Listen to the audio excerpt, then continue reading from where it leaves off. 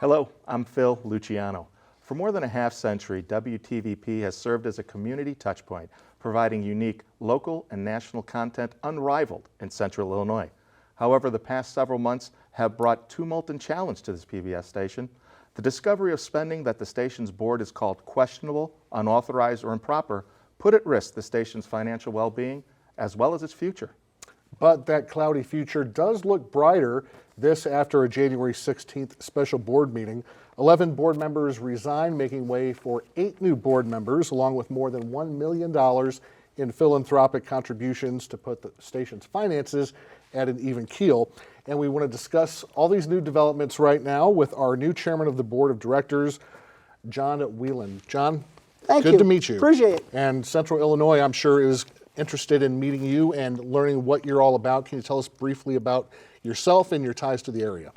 Well, I've been married for over 40 years to Julie Wieland. I've owned MH Equipment, a material handling company, for 30 years. We started with 3 branches and 50 employees, and now we are at 36 branches and over 1,000 employees, so we kind of got lucky. And I enjoy making a difference in our community. I love our community. I've been here since college. John, speaking about making a difference in the community and you're joining the board, there's been a lot of speculation and question, and the public wants to know as much as they can about what has happened with WTVP. I think there's a few things that you've been wanting to say to the public right off the bat. Yeah, so I said in my comments yesterday that misuse of funds can happen with any organization, and WTVP was no exception. And when the misuse was identified, Chairman Rand and the board did take the appropriate steps, but much of the damage had been done. And the board decided there just needed to be a pivot. And so they navigated and negotiated a path forward that has put the station back on solid financial ground. Actually, the number is $1.2 million over the next 3 years that is promising that the books will be balanced for the next 3 years. And so we're excited about that. So the financial issue has been resolved. What hasn't been resolved is the broken trust of our members. And that is what we're here to start to mend, is some of the disappointment that we've given our members to have. So, what is it you'd like to tell the members to that effect?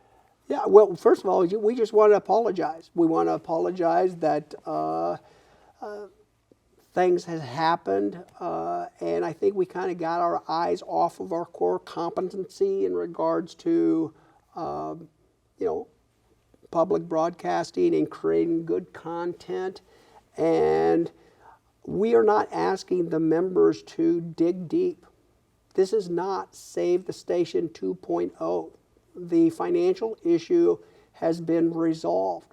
All we're asking the members of WTVP is to re-engage in supporting the station in a manner that the station has enjoyed for years and years.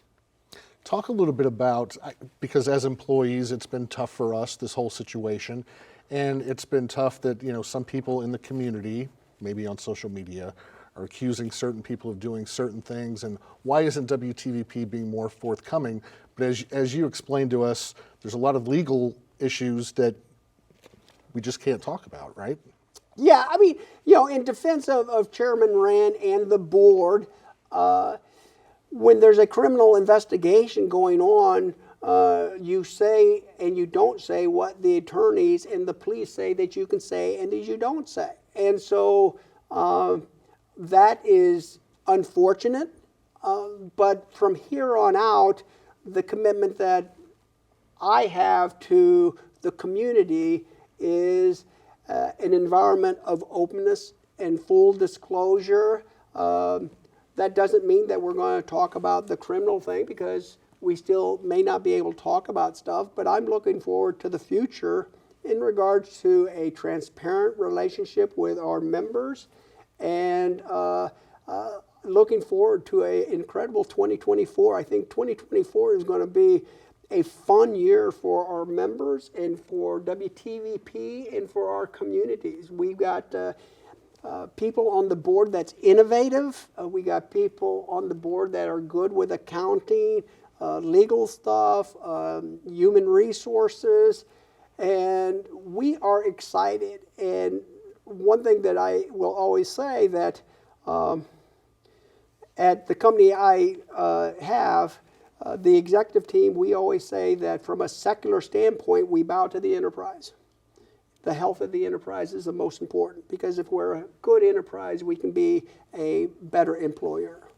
And so today, we are all, from a secular standpoint, we're bowing to the health of WTVP. This whole thing is not about Andrew Rand. It's not about John Wieland. It's not about anybody. It's about the station and our members and the communities, and that is what we're going to be focusing on. Jen, I understand what you said, and you're very clear about the fact that right now, financially, everything's on an even keel, and that's good news. But there has been question from the public about the grant that is pending from the Corporation for Public Broadcasting. Could you talk about that? Yes, they have put that on pause as they are reviewing some classification challenges. When we bought the Peoria Magazine, revenue can go into two buckets. It can go into donations, it can go into advertising. And so when a company would make a donation, but then they also received advertisement in the news, in the magazine, sometimes that transition of what that was for didn't get properly classified. And that actually determines how much the Corporation of Public Broadcasting will support the station. And so Helen Barrick is doing a yeoman's job going through all of the donations and making sure that it's properly classified. We'll go back to CBP and share with them our findings, settle up with them if they've overpaid us, which is not going to be a huge sum. And we plan to be in DC in February at their week-long event, and I am just extremely confident that we're going to get the right hand of fellowship with the Corporation of Public Broadcasting, and they will start to release the grant funding, which is critical to the sustaining of WTVP. It's $600,000 to $900,000 a year. And yes, that's a lot. But even with that still pending, still confident about the finances of the station. Oh, absolutely, and that's what those donations are for, is to take care of shortfalls from the past 2 years, and even if we don't get full funding for 2024, we're still financially stable. And as you told us, you've talked with the higher ups at the Corporation for Public Broadcasting. They don't want WTVP to fail. They're rooting for us. They want to give us this money, correct? Oh, absolutely. There's a universal mandate for PBS. And so they want to restore the relationship. But they also have fiduciary responsibility to the government and to the citizens of the United States that they are being good steward of their resources. And so they want disclosure on what has happened, et cetera, et cetera. And we are going to be 100% transparent. And even America today, we still love a repentant sinner. And so we are going to go to Corporation of Public Broadcasting and be transparent and tell them exactly what's going on, make any restitutions that we need to do, and we will receive the right hand of fellowship, because they desperately want WTVP to be alive and well. You've answered some of the following, but I just want to be crystal clear with viewers. Why should the public trust WTVP, both as an entity, but especially with their own donations? Because it serves a great value. WTVP in public broadcasting has been a staple of our community. My kids grew up watching Sesame Street and Barney and learning their ABCs and their 1, 2, 3s, and you got great historical. It is a staple of our community, and it provides something that other outlets do not provide. And that's worthy of support. Now, I can understand the frustration of misuse of funds and maybe the lack of communications in a tough situation. And again, we apologize for that. And going forward, you're going to get transparency. You're going to get a healthy financial statements. Again, we're not asking our members to dig deep. We're just saying, look, we are sorry for the last couple of years and what has gone on. That has been addressed. There has been a pivot. And our listening audience needs to decide, am I going to step up and continue to do what I've done historically for WTVP? And I think in a few months, we'll have a new CEO, and I think that's going to provide additional energy to the station. And I just hope that those people that are given $60 a month, you sustain the station. You know, big checks maybe help for a episodic event, but it's those thousands of people that write a check for $60 or $120 that we're asking, please keep doing that. Just real quick here, just to be clear to the viewers, you mentioned that there have been problems for the past couple years, but those problems were only discovered late this summer, correct? Thank you for clarifying that, Phil. Yes, I think there was some mismanagement had been going on for a little bit, and like I said, when the misuse was identified, Chairman Rand and the board did take the appropriate steps, but much of the damage had already been done. And like I said, it can happen in any company. You talked about the search for a new CEO and the damage that has been done to the company. How do we make sure or do our best to prevent that from happening again? Have there been any changes in what you're looking for in a CEO or procedures or anything like that? Yeah, so we're actually looking for a CEO that, one, this is a destination and it's not a stepping stone. We're really not looking for somebody from Boston or from Texas who's going to come here for 2 years and then leave. So there's probably a good chance that the new CEO will be a person from Central Illinois that would look at this position as a destination. And we need somebody that is communicative, that's a good leader. We got content experts in the employees at WTVP, so this person does not have to be some type of a sage in regards to, TV production.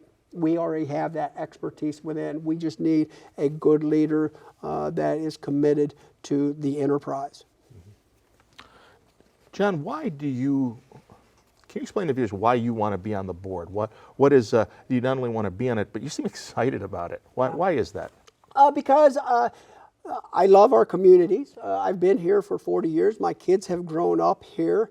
And I believe that public TV adds value to our communities. And look, I got lucky in business. We have a foundation that, we can do good things for our communities and people around the world type of things. And it was like, this would be a good place to invest some of those monies and do something and give back to our communities. I mean, our foundation is to make our communities better off. That's, and so I don't think that, I don't plan to be on the board for 12 years, okay? I think a board member could stay for 12 years. One thing that we are doing, we're going to change the bylaws where the board chair is a 2+1, so they just serve for 2 years unless there's something really important, they maybe stay on to one more year. But we want fresh spirit, every couple of years. We think that's important, so we're going to probably make that change. And so I'll only be the chair for probably, a couple of years, and then somebody else will pick up the mantle. There's a lot of good people. You mentioned earlier some of the specialties that our new board members specialize in. What are you looking for, not only in background such as profession, but as far as character and the type of person that serves on a board? Yeah, so what I'm looking for in board members is simply this, somebody that is all in on the mission of WTVP. And the mission of WTVP is to provide educational, scientific, entertainment, and cultural content. Those are the 4 things that this station exists for. And so board members would need to say, I am all in on the mission. Because what's not going to happen is for us to have board members, and it hasn't happened before, but it's not going to happen in the future, where board members get on the board and decide, well, I want to do this. I want to do this. I want this to be my platform to do this. No, we're not. We're not going to. We are committed to the mission of WTVP. Educational content, scientific, entertainment, and then cultural content. And so that's what we're looking for. And once they pass that litmus test, and then we look at different skill sets. Mm-hmm. It sounds like you're looking for board members who can put the pieces in place to make the station do what it's supposed to do, and that is deliver solid local content and national content. We're really excited about the local content. Actually, I think that is something that we're going to, I can say this, local content is not going to go backwards.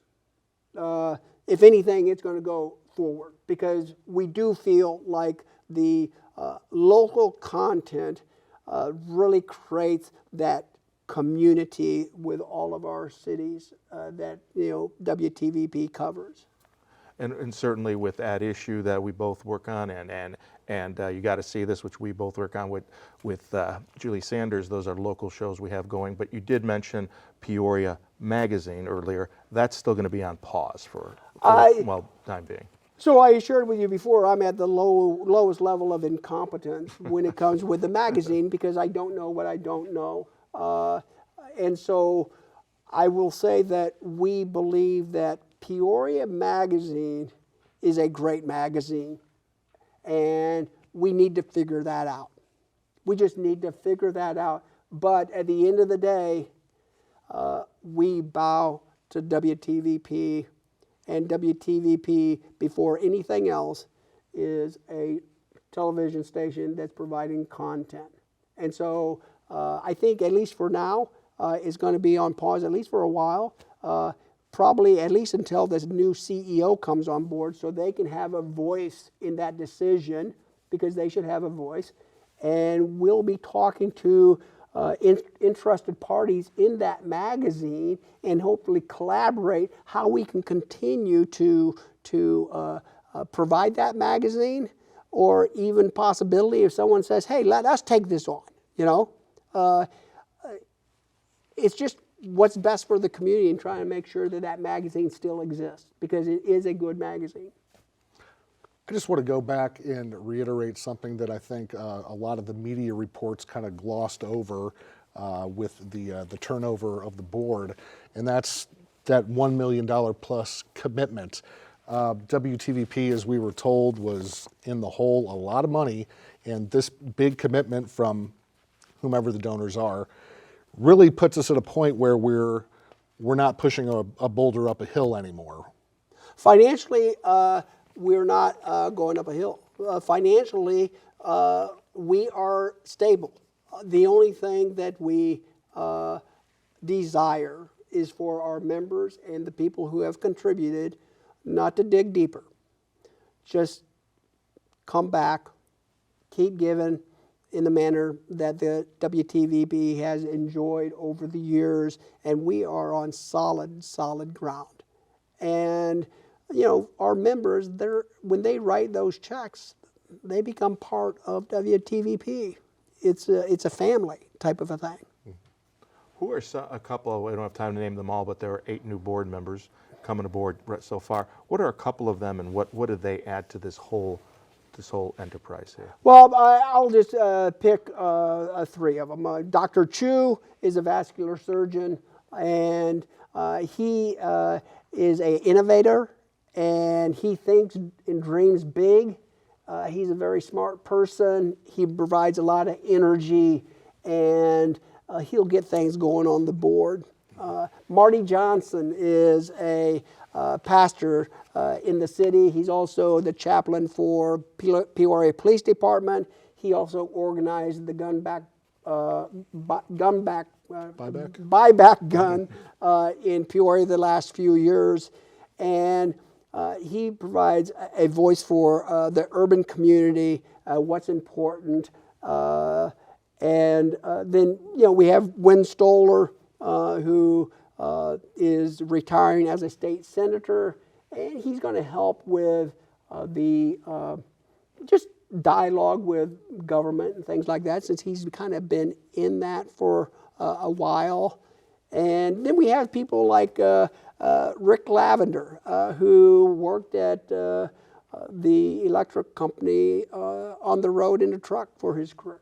And he loves to read. He loves the historical content, and I kind of feel like I don't want people that have like real white collar just be all. I want people with blue collars. We got moms on the board because their kids are depending on a good content for their children. And so we got moms on the board so they can have input on what is actually helping their kids learn their 1, 2s, 3s, and their ABCs. That's great. We got to wrap this up, and just wondering if you could tell just a couple sentences here. Why should people be as excited about you as WTVP? Yeah, I don't want them to be excited about John, okay? Because John's not relevant. I'm not relevant. I mean, in a few years, I'm going to probably be dead and nobody's even going to talk about me. Okay, so I don't want people to be excited about me. I want people to be excited about the station. And why should they be excited about the station? 1 sentence.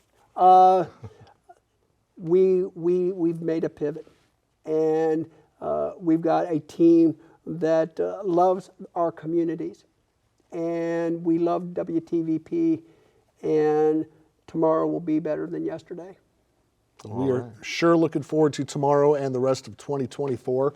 And we want to thank all of you out there who have been supporting us through this tumultuous time, to say the least. I know there's a lot of excitement in the building, Phil. A lot of unknown questions, but as of the 16th of January, we've got new people on the board. We've got a new board chair. We have an influx of money, and that's a good sign for the future. 50 plus years, we've been here all that time. We're going to still be with you. John Whalen, new chairman of the board, thanks for joining us. Thank you for joining us. Thank you very much. I appreciate that. And again, members, please come back to WTVP. I think you'll be happy that you did.